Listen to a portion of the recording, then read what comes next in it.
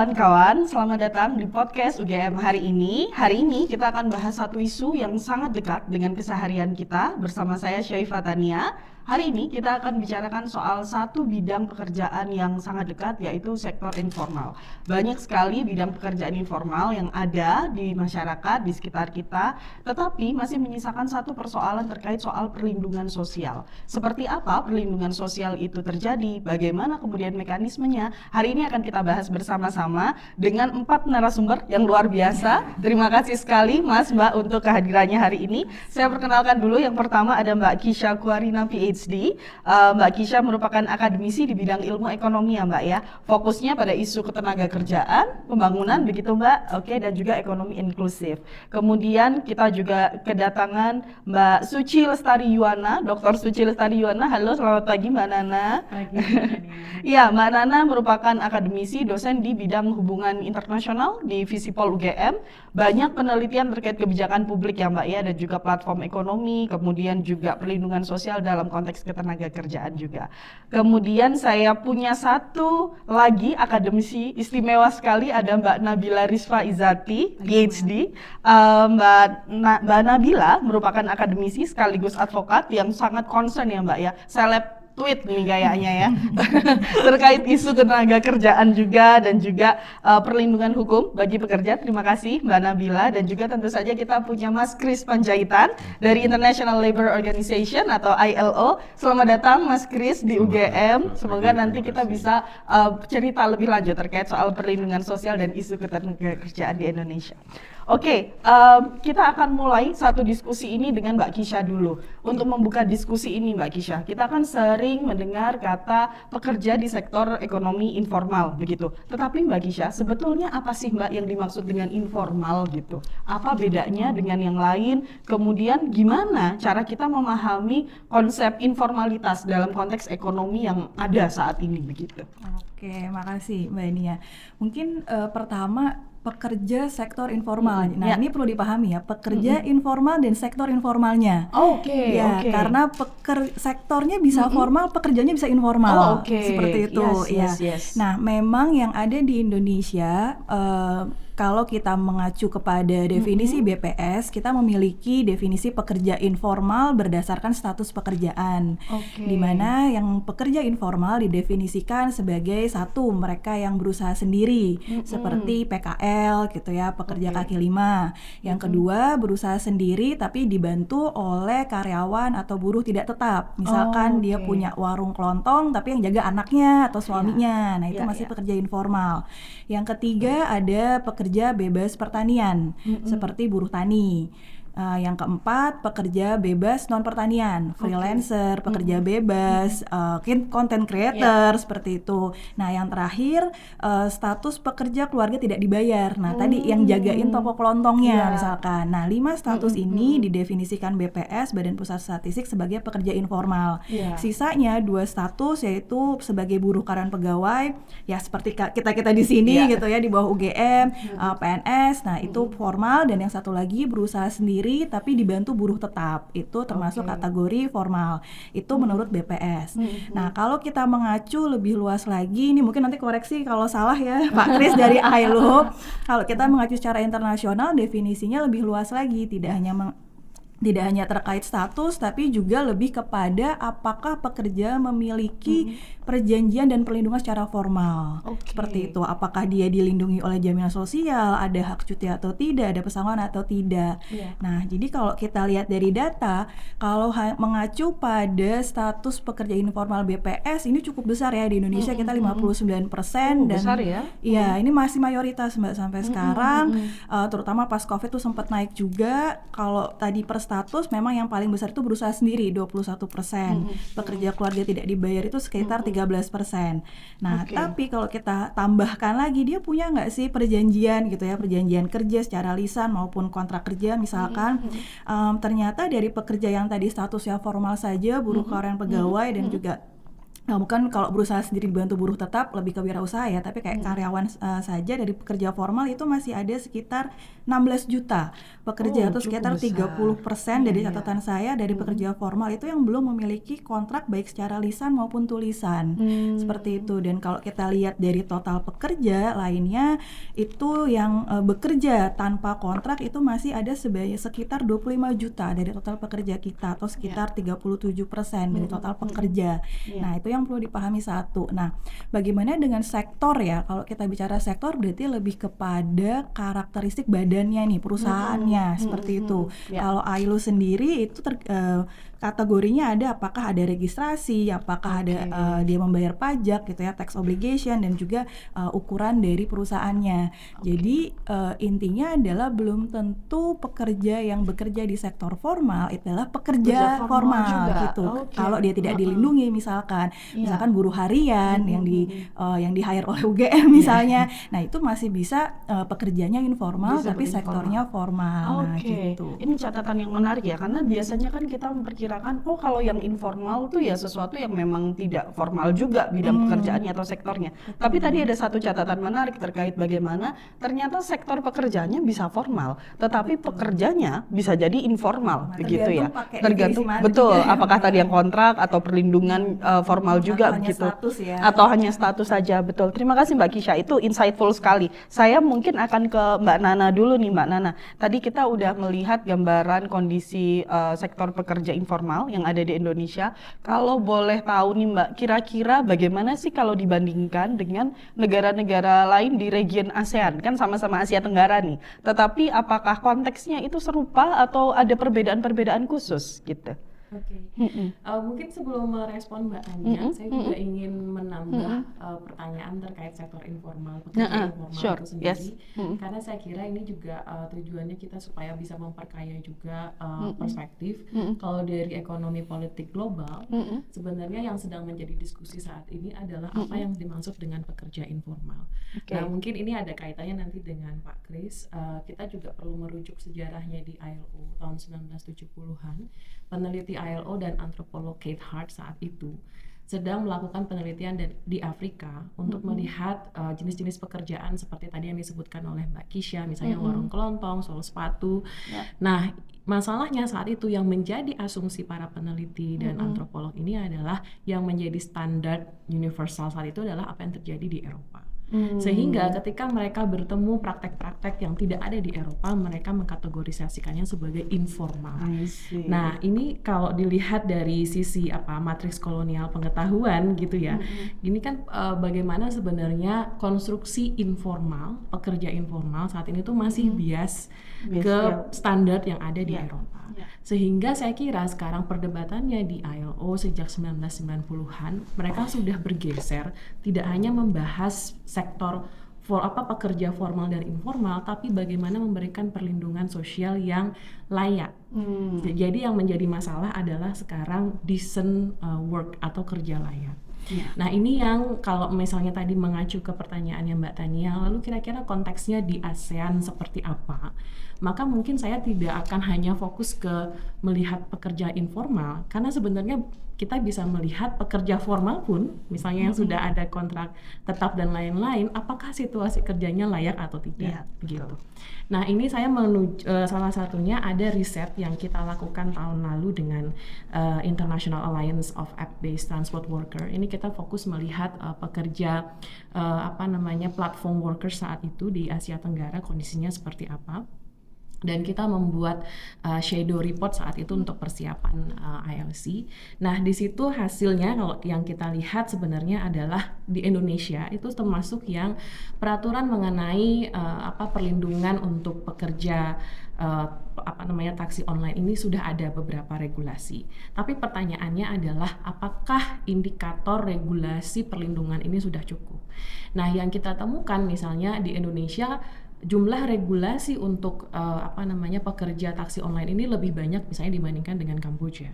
Tapi justru yang terjadi situasinya kondisi kerja yang ada oleh teman-teman driver dan ojol di Indonesia itu mungkin lebih buruk karena ada semacam ketimpangan yang terjadi. Kalau di Indonesia itu regulasinya banyak, tapi institusi yang mengimplementasikan regulasinya itu tidak ada.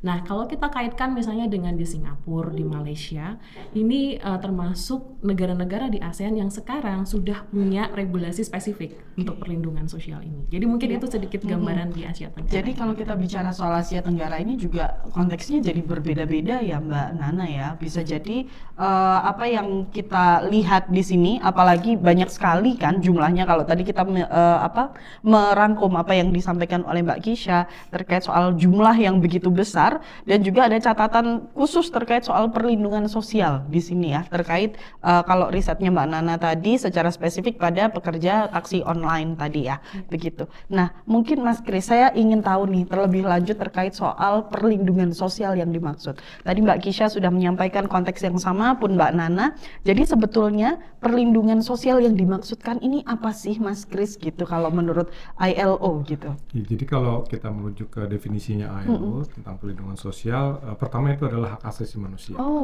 Jadi semua orang harus bisa mendapatkan perlindungan sosial, baik dari formal atau informal gitu ya. Kemudian jadi itu adalah sekumpulan kebijakan atau program yang dirancang untuk mengurangi dan mencegah kemiskinan, kerentanan dan eksklusivitas gitu ya, eksklusi sosial sepanjang hidup manusia, sepanjang siklus hidup manusia gitu. Nah, bedanya dengan asuransi swasta, asuransi swasta itu adalah perlindungan individu, pembiayaannya individu. Kalau perlindungan sosial atau asuransi sosial itu ada pembiayaan bersama, istilahnya ada risk pooling. Kalau di kita lebih dikenalnya gotong royong, gitu jadi uang sangat kita Indonesia sekali ya. Sebetulnya gitu kan. Iya. Jadi uang kita kumpulin di satu tempat gitu. Nah, dikelola oleh sebuah badan. Nanti siapa yang membutuhkan manfaat itu bisa mendapatkan manfaatnya. Jadi kurang lebih seperti itu perbedaan. Ada aspek komunalitas dan kebersamaan juga ya di sini ya Mas Kris ya. Ini menarik karena kalau kita membicarakan soal perlindungan sosial kan kadang-kadang kita selalu membayangkan perlindungan tuh ya asuransi sama kayak asuransi swasta begitu, padahal konteksnya sangat berbeda. Kalau kita bicara tataran, yang satu pada tataran individual dan yang satu ada aspek komunalitas bersama di situ gitu. Baik, terima kasih Mas Kris. Saya ingin kemudian bergeser ke Mbak Nabila. Mbak Nabila, tadi kita bicara soal perlindungan sosial yang ada di pekerja informal. Kalau kita bicara soal kerangka payung hukum dan regulasinya, sebetulnya seperti apa sih Mbak kalau di Indonesia gitu? Kesenjangan perlindungan antara pekerja formal dan informal yang ada di Indonesia itu seperti apa Mbak Nabila? Terima kasih banyak Mbak Tania. Saya senang jadi pembicara keempat karena saya bisa jadi bridging ngumpulin dari saya ngumpulin jawaban dulu dari 3 pembicara sebelumnya.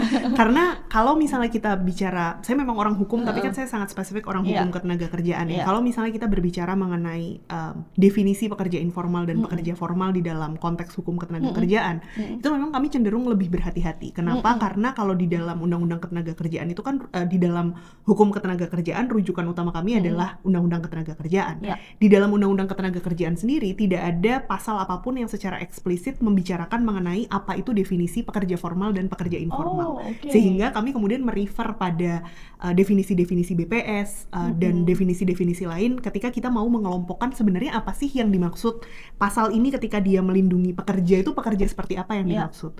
Dari situ kemudian baru kemudian muncul analisis-analisis yang sampai pada kesimpulan bahwa meskipun tidak secara eksplisit mengatakan bahwa Undang-Undang Ketenagakerjaan itu hanya untuk pekerja formal, hanya untuk pekerja bisa digunakan untuk pekerja formal dan informal, terlihat sekali bahwa sebenarnya Undang-Undang Ketenagakerjaan itu hanya bisa memberikan perlindungan yang menyeluruh kepada pekerja-pekerja yang berada di sektor formal atau pekerja-pekerja formal, tergantung dari mana kita menggunakan definisinya. Tapi hal ini salah satunya bisa dilihat akarnya dari definisi dari hubungan kerja sendiri. Misalnya definisi dari hubungan kerja itu kan hubungan antara pekerja dengan pengusaha. Artinya ketika dia bekerja dengan orang perorangan, dia kemudian tidak bisa dikategorikan sebagai pekerja dalam hubungan kerja. Ketika dia tidak bisa dikategorikan sebagai pekerja dalam hubungan kerja, maka perlindungan ketenagakerjaan yang didapatkan oleh pekerja dalam Undang-Undang Ketenagakerjaan, salah satunya adalah jaminan sosial ketenagakerjaan, menjadi tidak bisa sepenuhnya didapatkan oleh mereka. Jadi perlindungan upah, perlindungan K3, perlindungan jaminan sosial ketenagakerjaan yang sifatnya penerima upah, itu tidak bisa didapatkan oleh pekerja-pekerja yang bekerja dengan orang perorangan. Begitu juga ketika tadi kita menggunakan definisi bahwa pekerja informal adalah pekerja yang tidak memiliki perjanjian kerja. Sementara syarat hubungan kerja di dalam Undang-Undang Ketenagakerjaan adalah perjanjian kerja. Baik perjanjian kerja tertulis ataupun perjanjian kerja lisan ya.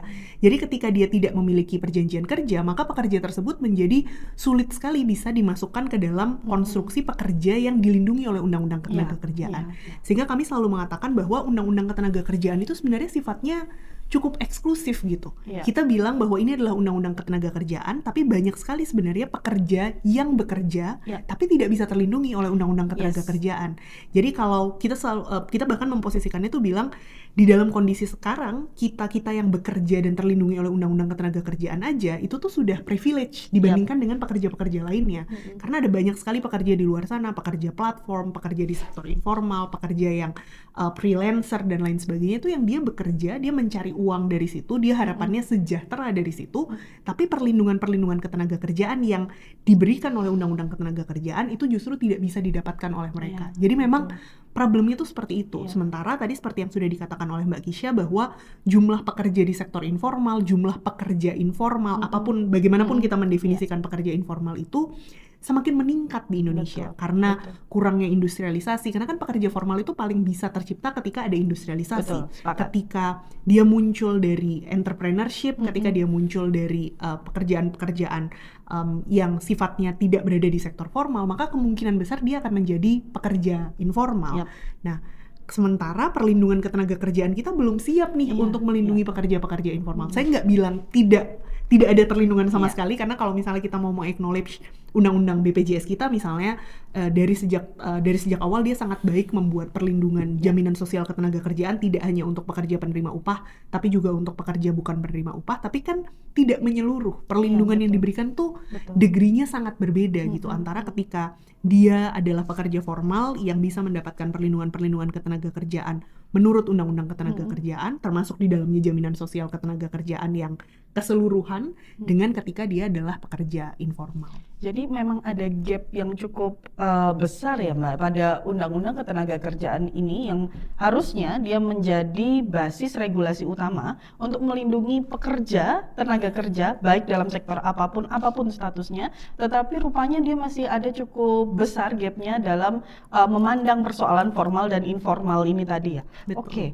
Ya, wah ini cukup challenging, dan tentu saja kalau kita bicara soal challenge kita perlu futuristik nih. Kira-kira seperti apa langkah gitu yang bisa kita lakukan untuk memperbaiki sistem perlindungan sosial gitu, karena kita harus mengakui kalau dari diskusi kita hari ini bahwa perlindungan sosial ini kan menjadi sesuatu yang harusnya menjadi hak dasar. Semua orang bisa dapat apapun statusnya, meskipun pada faktanya ternyata masih ada lubang-lubang di situ. Nah, kira-kira kalau kita bisa mereka-reka langkah paling realistis seperti apa yang bisa kita lakukan untuk memperbaiki sistem perlindungan sosial bagi pekerja khususnya di sektor informal itu, kira-kira seperti apa ya? Mungkin mau ke Mbak Nana dulu, boleh? Oke. Ya, mungkin kalau saya ada 2 poin Mbak Tania ya. Yang pertama di lapis nasional gitu ya. Tadi menyambung dari diskusi teman-teman di sini, saya kira kan kita perlu menyadari kondisi di Indonesia itu jumlah pekerja informalnya jauh lebih banyak. Dan selain karena tadi ada keterbatasan dari UU Ketenagakerjaan, secara ekonomi politik juga sebenarnya ini terkait dengan bagaimana kita mendefinisikan siapa itu pekerja. Nah, sehingga saya kira langkah konkret kalau kita ingin betul-betul berpihak pada perlindungan sosial untuk semua ya, kita perlu merevisi gitu ya, atau mengadvokasi perlindungan sosial itu harus berbasis kerja, bukan berbasis status. Jadi siapapun yang melakukan pekerjaan yang menciptakan nilai ekonomi, apapun statusnya, formal, informal, pekerja platform ataupun tidak gitu ya, itu berhak atas perlindungan dasar.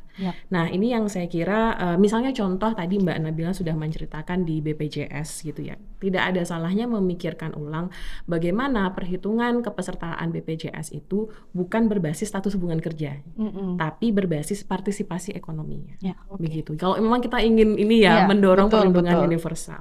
Lalu di lapis yang kedua, karena saya juga dari jurusan hubungan internasional, saya kira kita juga perlu bicara mengenai strategi diplomasi Indonesia di ILO misalnya.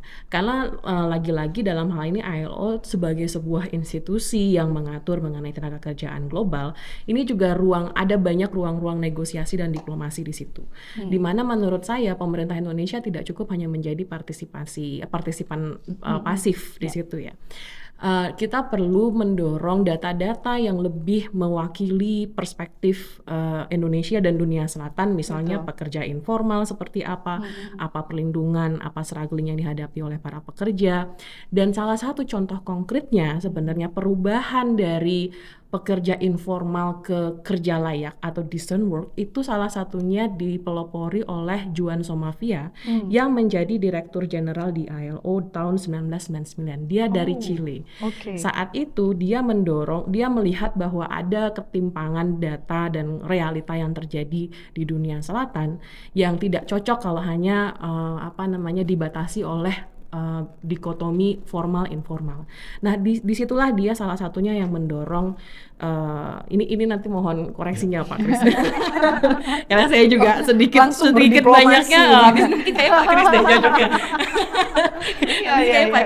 Tapi saya kira itu salah satu momentum di mana ada negara dunia selatan yaitu satu Chili yang berhasil menegosiasikan, mendiplomasikan standar ketenaga kerjaan global yang lebih sesuai dengan konteks di dunia selatan. Gitu. Menarik ya Mbak, karena ini sejak tahun 1999 tadi. Decent work itu mulai didiskusikan. Dan sampai 2026 sudah cukup lama ya, lebih dari 10 tahun, isu ini masih terus cukup rumit, cukup complicated, dan kayaknya masih never ending ini ya. Jadi ya semoga tapi ada potensi Mbak Dania sebenarnya seberapa Indonesia. Besar potensinya Mbak? Maksudnya kalau kita ingin mendorong agenda yang lebih berpihak pada dunia selatan betul, gitu ya. Indonesia itu salah satu pasar platform terbesar di Asia Tenggara begitu ya. Artinya data-data situasi pekerja yang ada di Asia Tenggara termasuk di Indonesia itu bisa dikatakan merepresentasikan realita yang ada. Cuman kan sekarang salah satu PR-nya adalah bagaimana kita memastikan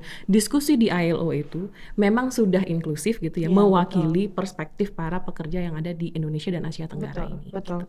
Saya sepakat. Jadi memang aspek representativeness juga jadi penting di situ, dan Indonesia sebetulnya punya potensi ya, karena tadi pasar yang cukup besar. Dan ongoing discussion saya harapkan sih masih terus ada gini di ILO. Mungkin bisa langsung disampaikan gitu kan? Atau mungkin Pak Kris Oke, mungkin saya boleh sekarang ke aspek ekonominya nih Mbak Gisha. Kira-kira seperti apa Mbak langkah yang paling realistis gitu yang bisa kita coba ikhtiarkan bersama gitu? Jujur saya kalau realistis, apa sih realistis, karena saya udah sering kali ya untuk perlindungan ini nyampe, mohon maaf nih, nyampe kementerian berapa nih yang diperlukan negara gitu. Jadi ujung-ujungnya mungkin bagi akademisi realistis, bagi negara mungkin kurang realistis gitu ya. Tapi mungkin saya lebih kepada yang mendesak saja ya Mbak ya, yang mendesak. Yang mendesak tadi saya juga setuju dengan yang disampaikan oleh Mbak Nana. Definisi jangan hanya berfokus kalau kita bicara perlindungan, jangan ke statusnya, karena balik lagi kalau kita balik ke status, kemarin saya sudah beberapa kali dengan teman-teman juga di FEB Ilmu Ekonomi itu membuat ya semacam dashboard sederhana gitu ya Mbak ya. Kalau kita lihat dari kepesertaan aktif BPJS Ketenagakerjaan saja, yang PPU kalau dibandingkan dengan jumlah yang statusnya tadi menurut BPS formal itu masih 40%, belum 50% tercover gitu. Bahkan belum setengahnya. Untuk yang PPU ya Mbak ya, kalau dibagi nih dengan jumlah formal gitu dari Sakernas gitu, itu belum ada 50%-nya. BPU lebih parah lagi. Pekerja bukan penerima upah tadi yang di situ freelancer atau tadi berusaha sendiri. Nah, dia masuknya tuh namanya kategori pekerja bukan penerima upah. Nah, dan bedanya adalah mereka tidak punya pemberi kerja kan, mereka harus secara volunteer atau mendaftarkan diri sendiri gitu, karena tidak didaftarkan. Nah itu seingat saya bahkan kurang dari 10% kalau kita bagi dengan, karena kan formal kita gede, jadi pembaginya kan besar gitu. Nah jadi Yang urgent adalah kalau kita bicara perlindungan, ya melindungi dengan definisi bekerjanya BPS. Bekerja BPS itu udah sangat linian kok. 1 jam seminggu yang lalu menghasilkan pokoknya berusaha untuk menghasilkan penghasilan atau membantu. Kayak tadi kan pekerja tidak dibayar tuh udah bekerja gitu. Nah, artinya kalau mau jaminan sosial ketenagakerjaan ya semua kategori harus terlindungi gitu. Jadi mungkin yang pertama itu, dan kedua adalah adaptif ya. Memang tadi saya setuju juga dengan Mbak Nabila, BPJS sudah mengcover PPU, pekerja penerima upah, dan PBPU, walaupun tadi coverage juga masih menjadi PR gitu ya. Nomor satu, yang kedua harus adaptif, karena kenapa kedepannya ini berbicara di ekonomi demografi ya Mbak ya sedikit, kedepannya yang mau menjadi PNS, karyawan tuh makin dikit, semuanya mau jadi konten kreator, mau jadi freelancer gitu ya. Ini juga sudah saya sempat diskusikan dan beberapa kali juga kajian dengan BPJS Ketenagakerjaan harus adaptif dari pelaksanaannya. Karena kenapa? Karena pekerja-pekerja informal ini mereka penghasilannya itu nggak kayak kita bulanan gitu loh, irregular, pemberi kerjanya juga irregular, jadi perlu ada adaptif dari pelaksanaannya. Kedepannya ini yang PPU itu makin kecil, sehingga tidak bisa kemudian kita hanya berfokus kepada misalkan tadi iurannya sekarang kan masih flat sama gitu. Nah ini perlu juga ada adaptif, jadi yang perlindungannya yang bersifat adaptif. Nah jangka panjangnya memang mungkin nanti yang lebih punya proporsi adalah Pak Kris, reformasi ya ini. Kemarin juga diskusi dengan ILO, reformasi dari Undang-Undang SJSN itu sendiri seperti itu. Nah memang ini saya juga sangat mendukung ya, karena tadi sepakat dengan Mbak Nabila kalau kita lihat peraturan undang-undangnya namanya tenaga kerjaan gitu ya, tapi yang di cover tidak semua tenaga kerja. Walaupun memang ini agak jangka panjang, tapi menurut saya apapun itu yang urgent memang tadi ya kita fokusnya kemana gitu. Kalau pekerja ya pekerja, jangan hanya status. Jadi definisi, dan kedua adalah adaptivitas dari pelaksanaan perlindungan itu sendiri. Menurut saya itu. Ya, menarik Mbak. Dan sepakat bahwa tadi seperti yang juga disampaikan oleh Mbak Nana dan Mbak Kisha ya, jadi sangat penting untuk melihat pekerjaan itu, definisi pekerja bukan hanya dari statusnya saja ketika kita bicara soal pelindungan, tetapi juga partisipasi kerja yang muncul di situ ya. Oke, ini menarik Mbak Nabila. Kalau kita bicara soal hukum nih, ini kan melibatkan proses yang panjang, dan tadi kalau kita membicarakan bagaimana pelindungan sosial bagi pekerja informal, itu salah satu akar permasalahannya adalah Undang-Undang Ketenagakerjaan sendiri. Kemudian gimana sih Mbak langkah paling realistis kalau kita melihat dalam kacamata hukum untuk memberikan jaminan perlindungan sosial ini Mbak Nabila? Saya sepakat dengan Mbak Kisha, saya agak bingung kalau ditanya realistis gitu. Karena mungkin yang realistis buat saya tidak realistis untuk negara.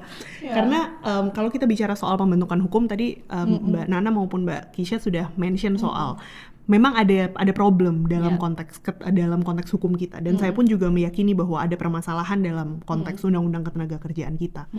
Dan kalau kita lihat momentum, sebenarnya sedang ada momentum kalau kita bicara soal kita mau memperbaiki Undang-Undang Ketenagakerjaan nih. Sekarang kan pasca putusan MK 2023, jadi kan Undang-Undang Ketenagakerjaan itu berubah cukup drastis beberapa tahun belakangan ini pasca Undang-Undang Cipta Kerja di tahun 2020. Sudah ada 2 putusan Mahkamah Konstitusi yang mengubah Undang-Undang Cipta Kerja yang di tahun 2023 terakhir, kemudian salah satu nggak amarnya sih, amar itu apa ya, putusannya. Jadi dia tidak memberikan putusan secara langsung untuk membatalkan Undang-Undang Cipta Kerja seperti yang kemarin, seperti putusan Mahkamah Konstitusi sebelumnya. Tapi dia mengatakan bahwa Undang-Undang Ketenagakerjaan sekarang tuh udah terlalu complicated, tidak bisa dibaca oleh orang awam. Karena jangankan orang awam, kadang saya aja salah baca Undang-Undang Ketenagakerjaan karena terlalu banyak dokumen yang harus dibaca ketika kita membaca Undang-Undang Ketenagakerjaan. Jadi Undang-Undang 13 2003 tuh sudah tidak bisa dibaca sebagai sebuah dokumen utuh karena sudah terlalu banyak perubahan. Ada banyak putusan MK, ada banyak revisi, sehingga MK bilang bahwa tolong buat revisi Undang-Undang Ketenagakerjaan bikin dalam dokumen tersendiri. Jadi dia harus dikeluarkan dari Undang-Undang Cipta Kerja dan dibuat dalam undang-undang tersendiri. Itu yang sekarang sedang digarap, sudah ada RDPU-nya, sudah masuk prolegnas, dan seharusnya kalau kita mengacu pada putusan MK putusan MK 2023 tersebut, tahun 2026 inilah sebenarnya deadline dari revisi Undang-Undang Ketenagakerjaan. Nah, meskipun awalnya revisi Undang-Undang Ketenagakerjaan ini diminta untuk hanya, salah satunya adalah untuk memasukkan semua perubahan-perubahan Undang-Undang Ketenagakerjaan, ibaratnya kayak mengkodifikasi Undang-Undang Ketenagakerjaan yang tercecer gitu ya di banyak dokumen-dokumen hukum. Menurut saya ada pentingnya juga kita untuk merefleksikan momentum ini sebagai momentum untuk menanyakan ulang sebenarnya definisi hubungan kerja dalam Undang-Undang Ketenagakerjaan itu seharusnya seperti apa sih? Karena saya 100% sepakat bahwa definisi hubungan kerja yang ada dalam Undang-Undang 13 2003 itu sudah tidak lagi adaptif terhadap kebutuhan pasar kerja kita saat ini.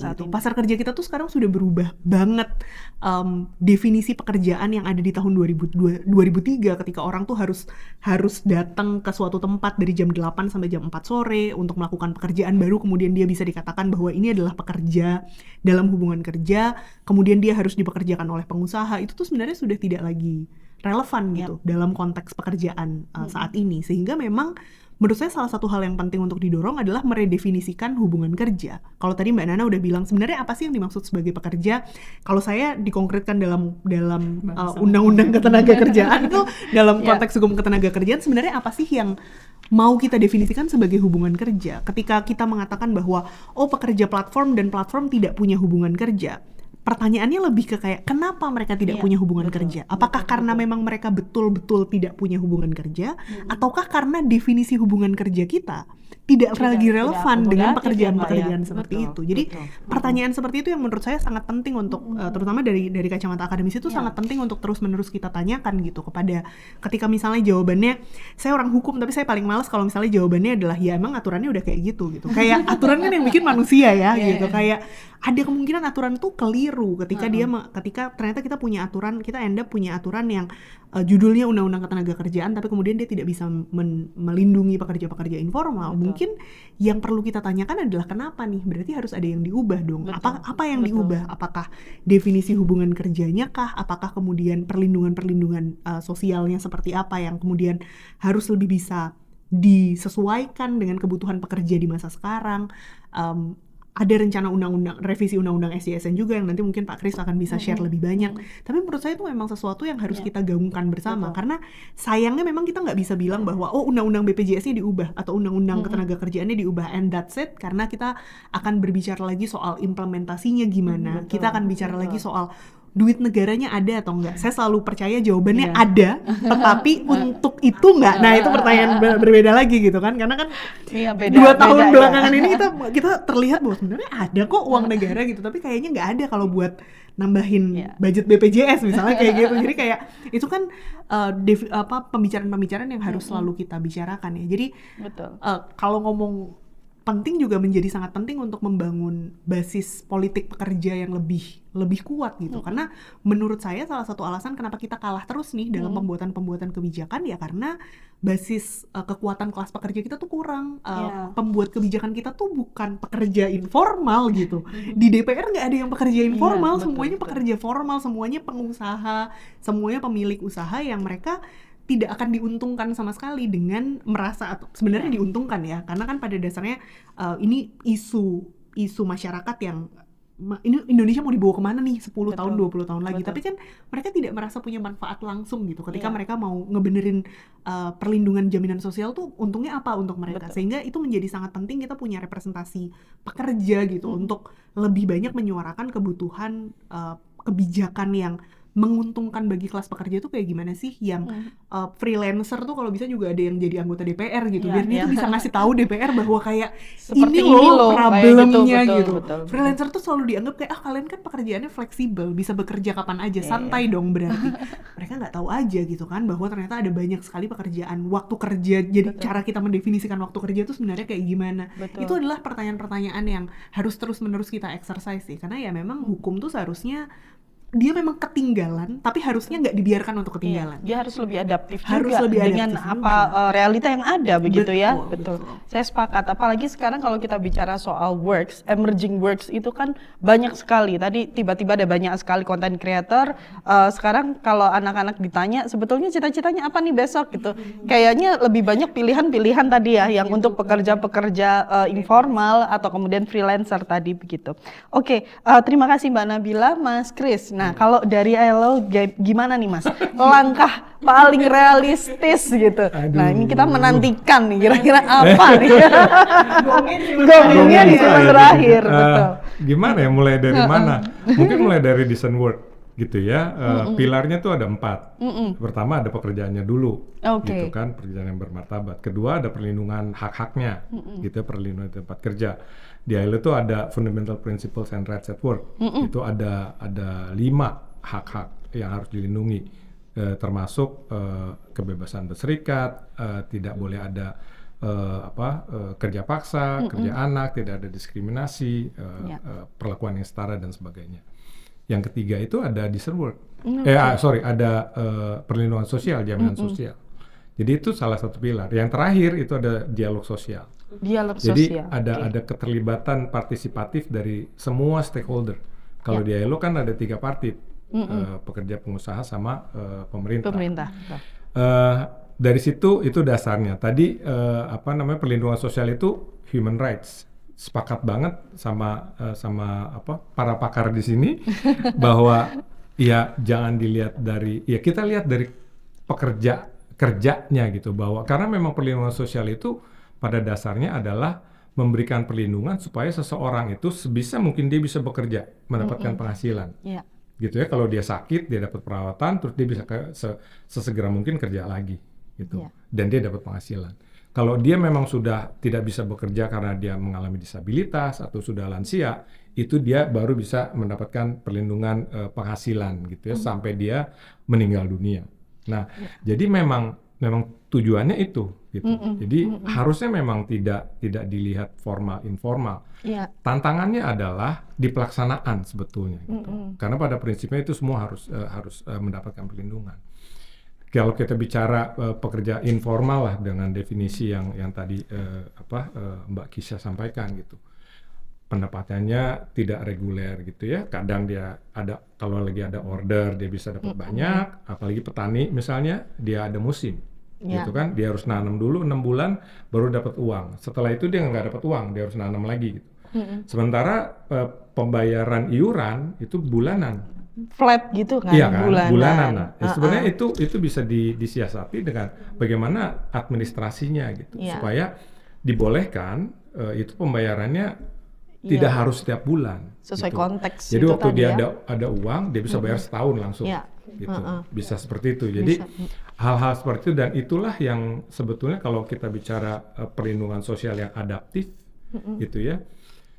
Sekarang kan Bappenas sedang sudah lama ya sebetulnya sedang mendorong pelaksanaan perlindungan sosial atau jaminan sosial adaptif gitu. Intinya adalah bagaimana program-program perlindungan yang sosial yang ada sekarang atau jaminan sosial yang ada sekarang itu bisa segera diaktifkan atau dilaksanakan pada saat-saat diperlukan gitu.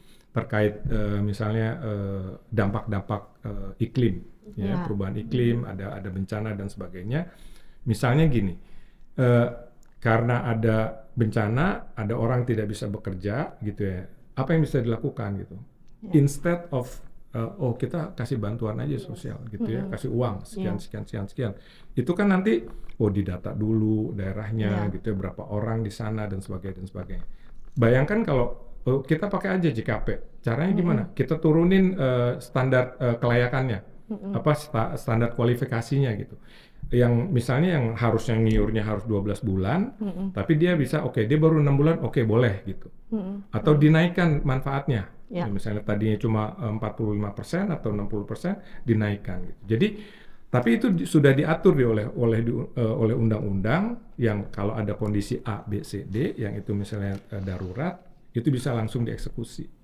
Pemerintah daerah bisa langsung rapat ini emergency statusnya, dia bisa melakukan modifikasi itu dan itu bisa langsung dilaksanakan.